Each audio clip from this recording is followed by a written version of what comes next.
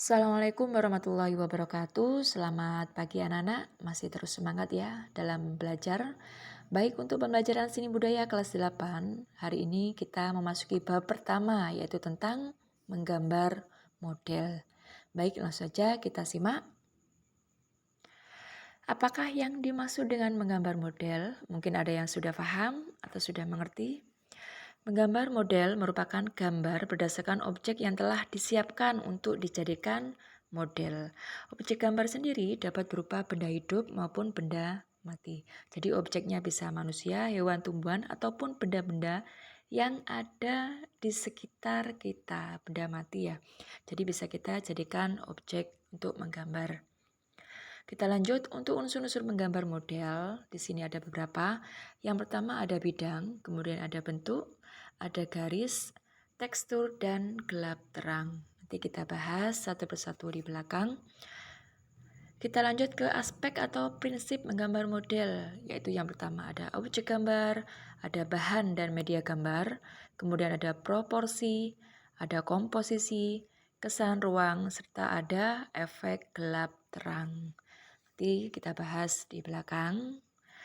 Untuk objek gambar sendiri, di sini ada dua macam, ada objek gambar 2 dimensi dan juga ada 3 dimensi. Contohnya bisa kalian lihat di gambar. Untuk 2 dimensi ada lingkaran, persegi, segitiga, bujur sangkar, dan sebagainya. Untuk 3 dimensi ada limas, tabung, kerucut, balok, dan contoh-contohnya masih ada pada gambar, bisa kalian lihat atau kalian amati sendiri.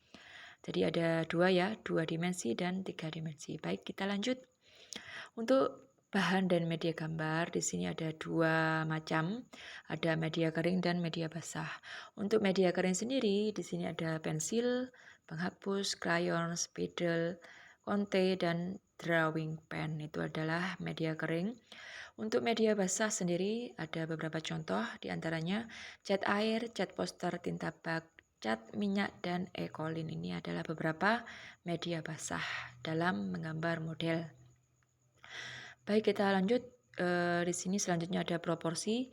Proporsi sendiri merupakan perbandingan yang ideal dan harmonis terhadap objek gambar. Sini ya contohnya ini proporsi. Kemudian ada komposisi. Komposisi sendiri merupakan susunan unsur-unsur yang memberi kesan padu sehingga karya terasa utuh, jelas, dan memikat. Untuk komposisi sendiri, di sini ada beberapa bagian. Yang pertama ada kesatuan, keseimbangan, irama, kemudian ada fokus perhatian. Dan untuk keselarasan paduan unsur berdampingan, ini dalam komposisi disebut dengan harmoni.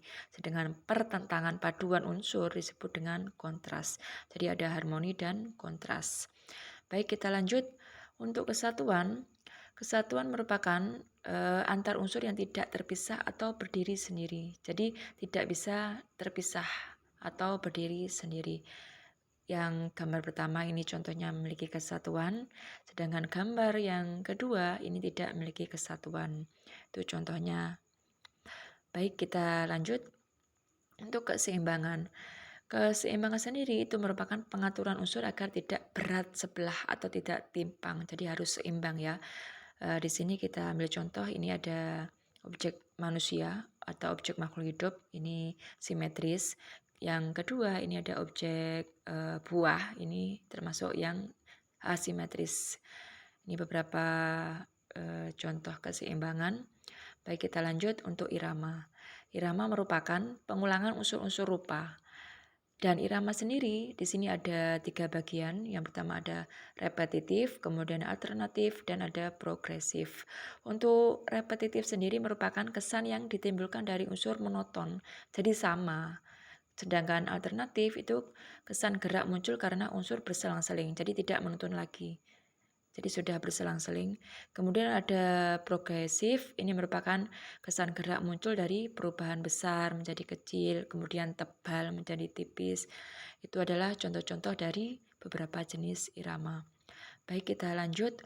Untuk fokus perhatian, ini terdapat satu bagian yang lebih menonjol agar tema utama jelas terlihat. Jadi kita fokuskan perhatian. Jadi ada fokus perhatian, kita tonjolkan temanya agar lebih jelas. Itu untuk fokus perhatian. Untuk kesan ruang sendiri ini mengacu pada luas bidang gambar ya, kemudian bersifat maya, diperoleh melalui kesan penggambaran. Untuk kedalaman ruang ini disebut dengan perspektif. Ini untuk kesan ruang, jadi ada kesan kedalaman ya ruangnya ini.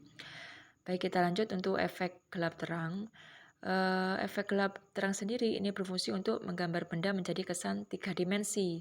Jadi kesan ruang atau kedalaman dan memberi perbedaan atau kontras. Jadi ada unsur gelapnya dan juga ada unsur terangnya. Jadi kita ada efek gelap terang.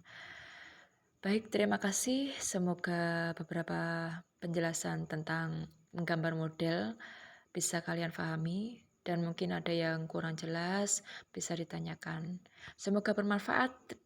Sekian dari saya. Assalamualaikum warahmatullahi wabarakatuh.